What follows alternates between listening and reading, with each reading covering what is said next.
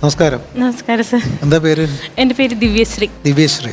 Professionally എന്താണ്? Profession ഒരു classical ഡാൻസറാണ്. പെർഫോമറാണോ teacher? പെർഫോമും ചെയ്യും, പിന്നെ കൂടുതലായിട്ട് ഇപ്പോൾ ക്ലാസിക്കൽ പഠിപ്പിക്കുകയാണ്. എന്തുകൊണ്ടാണ് ഇങ്ങനെ ഒരു ഷോയിൽ വന്നത്? കുഞ്ഞു തൊട്ടേ ഉള്ള ഒരാഗ്രഹമായിരുന്നു ഇങ്ങനത്തെ എന്തെങ്കിലും സ്റ്റേജ് ഷോയിലൊക്കെ വരണം എന്നുള്ളത്. വലിയ ആഗ്രഹമായിരുന്നു. പക്ഷേ ആ ഒരു സമയത്ത് എന്തുകൊണ്ടോ എനിക്ക് പറ്റിയിട്ടുണ്ടായിരുന്നില്ല. പിന്നെ കോളേജിലുള്ള ടൈമിലും ഇതേപോലൊരു ഷോയിൽ അമൃതയിൽ തന്നെയായിരുന്നു വന്നിട്ടുണ്ടായിരുന്നു. ആ സമയത്തും ഇതേപോലെ കൊടുത്തിട്ടുണ്ടായിരുന്നു ഞാൻ. പക്ഷേ പല കാരണങ്ങൾ കൊണ്ട് അത് മുടങ്ങിപ്പോയി. അങ്ങനെ പിന്നെ കുറേ കാലങ്ങൾക്ക് ശേഷമാണ് ഇങ്ങനൊരു ഷോ വന്നപ്പം എന്താ എനിക്കും മോക്കും ചെയ്യാൻ പറ്റാവുന്ന ഒരു അവസരമല്ലേ, അപ്പം അത് എന്തായാലും ചെയ്യണം എന്നുള്ളൊരു ആഗ്രഹം. ആരാണ് ഇവിടെ കൂടുതൽ സ്കോർ ചെയ്തത്, അമ്മയാണോ മകളാണോ? കൂടുതൽ എപ്പോഴും മകളെ കുറിച്ചാണ് നല്ലത് പറയാറ്. അമൃത ടി വി എപ്പോഴും ഈ ലേഡീസിന്റെ പ്രോഗ്രാമിന് ഒരുപാട് പ്രാധാന്യം കൊടുക്കുന്ന ഒരു ചാനലാണ്. അതെ അതെ അതെ. ഒത്തിരി ഷോസ് സ്ത്രീകളുടെ വന്നിട്ടുണ്ട്. അതെ അതെ. ഒരുപാട് ആർട്ടിസ്റ്റുകൾ അങ്ങനെ സിനിമയിലും സീരിയലിലും ഒക്കെ വന്നിട്ടുമുണ്ട്. തീർച്ചയായിട്ടും ഇതൊരു ഡിഫറെൻ്റ് ആയിട്ടുള്ള കോൺസെപ്റ്റാണ്. ഒരു കഥ പറയാൻ വേണ്ടി ഇരിക്കുകയല്ലേ? അയ്യോ, അതാണ് വലിയൊരു ടാസ്ക്കാണ്. ഇല്ല, ഒരു നർത്തകി എന്നൊക്കെ പറയുമ്പോൾ ഒരു ചെറിയ സംഭവം അല്ലല്ലോ.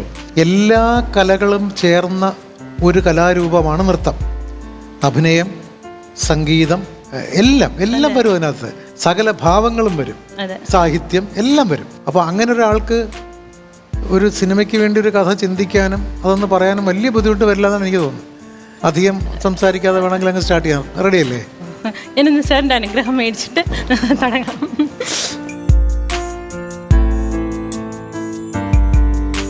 സാർ, എൻ്റെ ഈ കഥ തുടങ്ങുന്നത് ഒരു കുഞ്ഞു ഫ്ലാറ്റിൽ, കോഴിക്കോടുള്ള ഒരു കുഞ്ഞു ഫ്ലാറ്റിൽ വെച്ചിട്ട് ഉള്ളൊരു സംഭവമാണ്. ഒരു ഷോർട്ട് സ്റ്റോറിയാണ്. ഈ ഫ്ലാറ്റിൽ എൻ്റെ കഥാനായകൻ മഹേഷാണ് നായകൻ്റെ പേര്. മഹേഷ് സമയം രാവിലെയാണ്, കിടന്നുറങ്ങുകയാണ്. മഹേഷിൻ്റെ ഭാര്യ ഗർഭിണിയാണ്. മഹേഷിൻ്റെ ഭാര്യ വന്നിട്ട് പറയാണ്, മഹേഷയുടെ എണീക്ക്, 8 മണിയായി, ഇതുവരെ ഓഫീസിൽ പോകേണ്ട സമയമായില്ലേ, എന്താ ഇത്ര നേരമായിട്ട് എണീറ്റ് എന്നിങ്ങനെ പറയാണ്. അപ്പം മഹേഷ് പറയാണ്, മായ ഞാൻ എണീക്കാം, നീ ഇങ്ങനെ എന്താ ബുദ്ധിമുട്ടിപ്പിക്കല്ലേ, ഇന്ന് എനിക്ക് ലേറ്റ് ആയാലും പ്രശ്നമൊന്നുമില്ല എന്ന് പറയാണ്. അപ്പം മായ പറയാണ്, മഹേഷിൻ്റെ അതൊന്നും പറ്റില്ല, വേഗം എണീറ്റേ, കുളിച്ചേ എന്ന് പറഞ്ഞിട്ട് എണീപ്പിക്കുകയാണ് മഹേഷിനെ. അങ്ങനെ മഹേഷ് എഴുന്നേറ്റ് പല്ല് തേച്ച് കുളിക്കാൻ കയറുകയാണ്. ആ സമയത്ത് മായ വിളിച്ച് പറയുന്നുണ്ട്, മഹേഷിട്ട് റെഡി ആകുമ്പോഴത്തേക്കും ഞാൻ ലഞ്ചൊക്കെ ഓക്കെ ആക്കാം എന്ന് പറയുകയാണ്. അപ്പോൾ മഹേഷ് അങ്ങനെ കുളിച്ച് റെഡിയായി.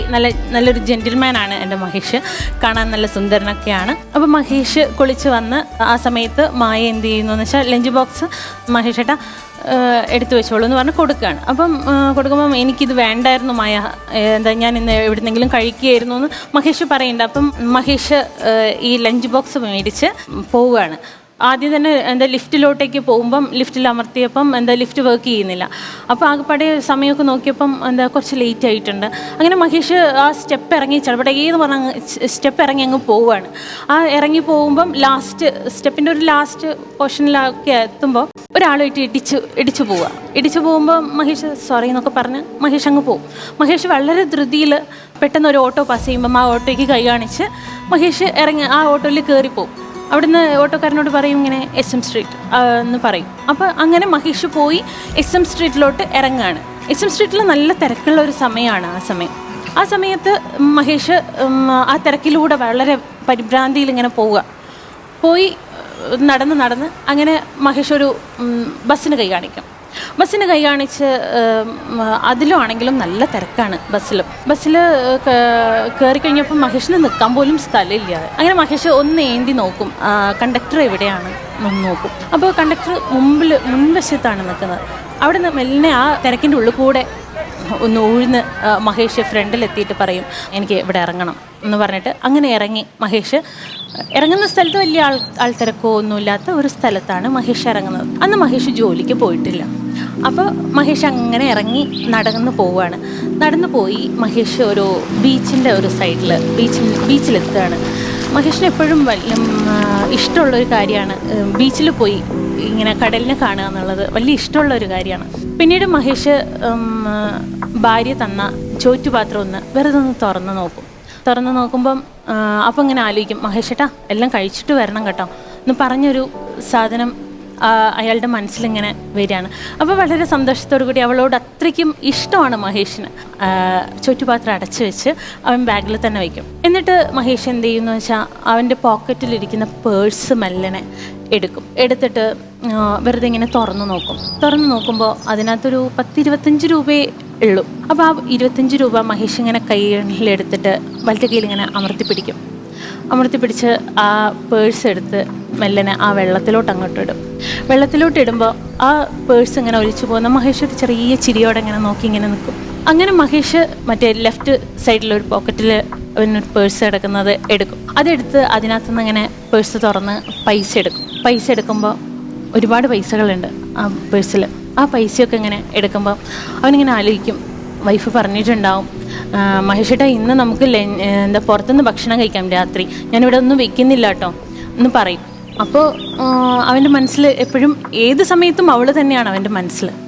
അപ്പോൾ അവൻ ആ പൈസ ഇങ്ങനെ എടുത്ത് പോക്കറ്റിലിട്ട് അവനിങ്ങനെ പിന്നെ ഇങ്ങനെ കുറച്ച് അവളുടെ ചിന്തകളൊക്കെ ആയിട്ട് ഇങ്ങനെ അവളെക്കുറിച്ച് ഇങ്ങനെ ആലോചിക്കും. കുറച്ച് അവൾ ഗർഭിണിയാണല്ലോ, അപ്പോൾ കൂടുതൽ കെയറും ഒക്കെ കൊടുക്കേണ്ട ഒരു സമയമായതുകൊണ്ട് എപ്പോഴും അവളെക്കുറിച്ച് തന്നെയാണ് ചിന്തകൾ. പിന്നീട് അവൻ്റെ ബാഗ് തുറന്നിട്ട് അതിനകത്ത് വേറൊരു പേഴ്സ് ഉണ്ടാവും. ആ പേഴ്സ് എടുത്തിട്ട് അവനിങ്ങനെ തുറന്ന് അതിനകത്ത് കുറച്ച് പൈസ, ഒരു 10,000-2,000 രൂപ ഉണ്ടായിരുന്നു. ആ പൈസ അവനിങ്ങനെ കയ്യിലെടുത്ത് ആ പേഴ്സ് അങ്ങോട്ട് എറിയാൻ വേണ്ടി നിൽക്കും. പെട്ടെന്ന് അവനെന്തോ ഒരു സ്ട്രൈക്ക് പെട്ടെന്നൊന്ന് തോന്നും. അപ്പോൾ അവന് ആ പേഴ്സ് ഒന്ന് നന്നായിട്ട് നോക്കും. നല്ല ഭംഗിയുള്ളൊരു പേഴ്സ്. അപ്പോൾ ആ പേഴ്സ് അവൻ തുറന്ന് നോക്കുമ്പോൾ ആ പേഴ്സിൻ്റെ ഒരു സൈഡിൽ ഫോട്ടോ ഒക്കെ വെക്കുന്ന സൈഡിൽ അവൻ്റെ ഭാര്യയുടെ ഒരു ഫോട്ടോ കാണും. നല്ല ഭംഗിയുള്ളൊരു ഫോട്ടോ. എപ്പോൾ ഈ എടുത്തതാണെന്ന് അവനറിയില്ല ആ ഫോട്ടോ. അവനിങ്ങനെ ആലോചിക്കും, അവൻ അന്ന് രാവിലെ മുതൽ വന്ന വഴിയൊന്ന് ചിന്തിച്ച് നോക്കും, ഒന്ന് റിവൈൻഡ് അടിച്ച് ഇങ്ങനെ നോക്കുമ്പോൾ അവന് ആലോചിക്കും, നമ്മുടെ ഫ്ലാറ്റിൻ്റെ ഏറ്റവും ലാസ്റ്റിലെത്തിയപ്പോൾ ഒരാളെ ഇടിച്ചിട്ടുണ്ടായിരുന്നു. ആ ഇടിക്കുന്ന സമയത്ത് അയാളുടെ പോക്കറ്റിൽ നിന്ന്, അത് അറിഞ്ഞുകൊണ്ട് ഇടിച്ചതായിരുന്നു അയാളുടെ പോക്കറ്റിൽ നിന്ന് എടുത്ത പേഴ്സായിരുന്നു ഈ പേഴ്സ്. അപ്പോൾ ആ പേഴ്സിലാണ് അയാളുടെ ഭാര്യയുടെ ഫോട്ടോ കാണുന്നത്. ആകെ ഒരുപാട് ക്വസ്റ്റ്യൻസ് അയാളുടെ മനസ്സിലേക്ക് വരിക. ഇതെങ്ങനെ ഇയാളുടെ കയ്യിലെത്തി, അപ്പോൾ അയാൾ എന്തിനാണ് അവിടെ വന്നത്, അങ്ങനെയുള്ള ഒരുപാട് ക്വസ്റ്റ്യൻസ് ഇങ്ങനെ അയാളിലേക്ക് വന്ന് അയാൾ ആകെപ്പാടെ ഒരു വല്ലാത്തൊരു എങ്ങനെ ഇത് ഭാര്യയോട് ചോദിക്കും, ഈ കാര്യം അങ്ങനെ അങ്ങോട്ട് ചോദിക്കാൻ അയാൾക്ക് പറ്റുകയില്ല. ഇയാളൊരു പോക്കറ്റടിക്കാരനാണ്. കാരണം അത്യാവശ്യ ഘട്ടങ്ങളിൽ പൈസ ഇല്ലാതെ വരുമ്പോൾ ഇയാൾ പോക്കറ്റടിക്കും.